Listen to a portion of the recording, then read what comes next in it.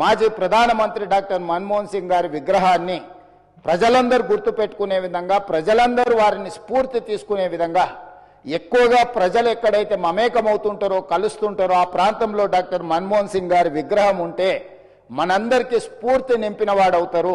కాబట్టి ఈ సభలో ఒక నిర్ణయం తీసుకొని ఏ ప్రాంతంలో ఎక్కడ పెడితే బాగుంటుందో. ఇవాళ మన్మోహన్ సింగ్ గారి గురించి మాట్లాడుకునేటప్పుడు తప్పకుండా మన తెలుగు బిడ్డ, మన తెలంగాణ బిడ్డ పివి గురించి కూడా మనం గుర్తు చేసుకోవాలి అధ్యక్ష.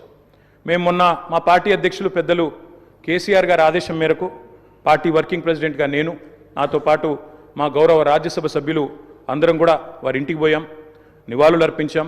తెల్లారి అంత్యక్రియల్లో మేము కూడా పాల్గొన్నాం అధ్యక్ష. మొత్తం అంత్యక్రియలు ముగిసిన తర్వాతనే వారి కుటుంబాన్ని కలిసి పరామర్శించి మా తరపున కూడా సానుభూతిని చెప్పి వచ్చినాం అధ్యక్ష.